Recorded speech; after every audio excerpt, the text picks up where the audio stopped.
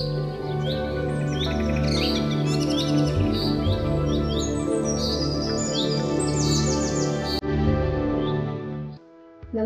मैं डॉक्टर आदिति मेहरे, श्री विश्वदत्ता आयुर्वेद चिकित्सालय और इनफर्टिलिटी सेंटर की मुख्य चिकित्सक। आज की वीडियो में जानेंगे कि पीरियड्स से जुड़ी हुई एक महत्वपूर्ण समस्या यानी पीरियड्स के दौरान कम जाना या ब्लीडिंग कम होना, जिसे हम स्कैंटी ब्लीडिंग कहते हैं।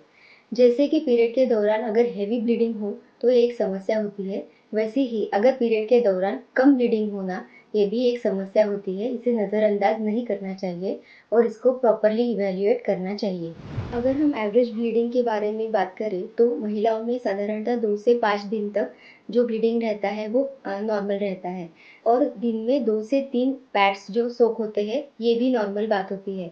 हमारे आयुर्वेद में प्राकृत रजक के बारे में जो बात कही गई है वो मैं आपको बताऊंगी कि आयुर्वेद में कहा गया है कि श्रशा सुकम प्रतितम यत्तु यद्वा दाक्षारसोपम तदार्थवम प्रशंसन्ति यद्वासो न विरंजयेत। इस प्रकार हमारे आयुर्वेद में प्राकृत रज का यानी कि मासिक धर्म या रजस्राव कैसा होना चाहिए इसका वर्णन गया है।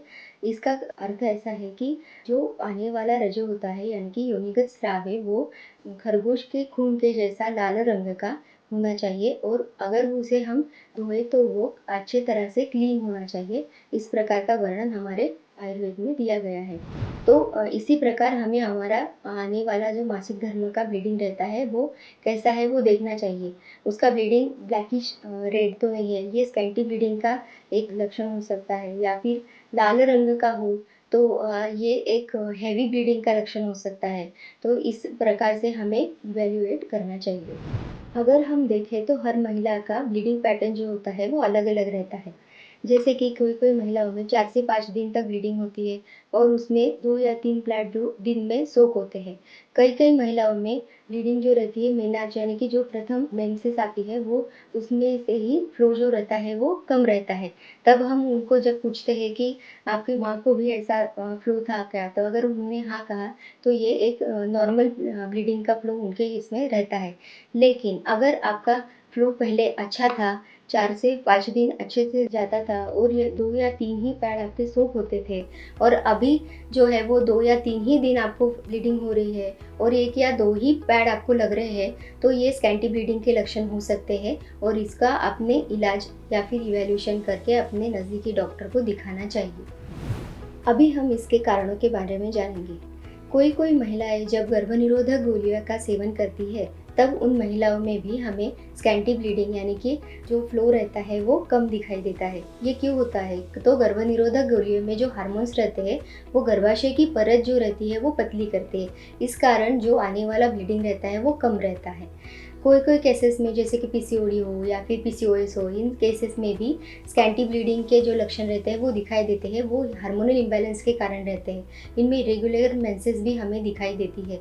कभी कभी एक्टोपिक प्रेगनेंसी में भी हमें स्कैंटी ब्लीडिंग दिखाई देती है। तब उन महिलाओं ने अपना जांच करवा के प्रॉपरली मेडिसिन लेना चाहिए। कभी कभी हाइपरथायरॉयडिज्म में भी हमें स्कैंटी ब्लीडिंग के जो लक्षण रहते हैं वो दिखाई देते हैं। वो क्योंकि हार्मोन जो इम्बैलेंस हुआ होता है थायराइड के इम्बैलेंस की वजह से, वो हमें इस कारण ही हमें स्कैंटी ब्लीडिंग के जो लक्षण रहते हैं वो हाइपरथायरॉयडिज्म के पेशेंट में दिखाई देते हैं। अभी हमने जो देखे वो सभी हार्मोनल इम्बैलेंस के कारण आने वाले लक्षण थे। कभी कभी गर्भाशय में अगर इंटरनल कोई प्रॉब्लम हो उस कारण भी हमें स्कैंटी ब्लीडिंग दिखाई देती है। जैसे कि गर्भाशय की परत में कोई प्रॉब्लम हो या फिर कभी कभी पीआईडी हो या फिर गर्भाशय में कोई किसी प्रकार का इन्फेक्शन हो गया हो, उस कारण भी हमें स्कैंटी ब्लीडिंग के जो लक्षण रहते हैं वो दिखाई देते हैं। अब आजकल इंडिया में कॉमनली जो है ट्यूबरकुलोसिस जो है महिलाओं में देखा जाता है। इस कारण भी स्कैंटी ब्लीडिंग के जो लक्षण है वो दिखाई देते हैं। जब हम हमारे यहाँ पे पेशेंट आते हैं, जब उनकी हिस्ट्री लेते हैं तो कोई कोई पेशेंट में जब हमें ट्यूबरकुलोसिस की हिस्ट्री दिखती है तब वो कहते हैं कि हमारे पीरियड्स पहले अच्छे थे लेकिन अभी बहुत रुक रुक के आते हैं, कभी अच्छे से फ्लो नहीं रहता है। ये कंप्लेंट वो बहुत बार हमारे यहाँ पे करते हैं। तो वो ट्यूबरकुलोसिस के इन्फेक्शन की वजह से होता है जो उस कारण ही हमें दिखाई देता है। या फिर कभी डीएनसी जो किया हुआ रहता है महिला में, उस कारण भी गर्भाशय की परत जो है वो पतली होती है, उस कारण भी हमें स्कैंटी ब्लीडिंग जो है वो दिखाई देता है। या फिर बार बार क्यूरेटिंग करना, इस कारण भी हमें स्कैंटी ब्लीडिंग जो है वो दिखाई देता है। अभी हम इसके चिकित्सा के बारे में जानेंगे। जब हमारे यहाँ पे इनफर्टिलिटी के पेशेंट आते हैं तब हम उनकी हिस्ट्री लेते हैं।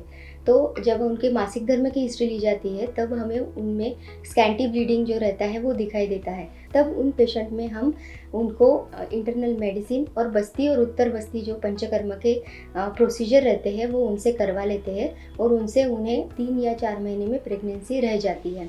जैसे कि मैंने बताया कि अगर गर्भाशय की इंटरनल हेल्थ जो है वो अच्छी रहेगी तभी हमारे पीरियड की भी हेल्थ अच्छी रहेगी। इसीलिए जो बस्ती और उत्तर बस्ती जो कर्म है वो अगर हमने करवा लिए तो गर्भाशय की हेल्थ जो है वो अच्छी रहेगी। एनाटॉमिकली देखा जाए तो गर्भाशय का स्थान जो है वो मूत्राशय और मलाशय के बीच में बताया गया है।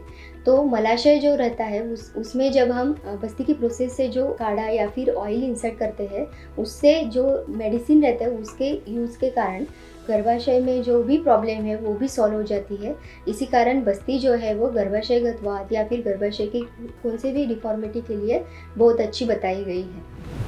तो अभी हमने स्कैंटी पीरियड के जो कारण है उसे देखा और उसको इवैल्यूएट करना क्यों ज़रूरी है ये भी देखा। तो अगर आपको ऐसा ही कोई प्रॉब्लम है तो आप हमें ज़रूर संपर्क कीजिए।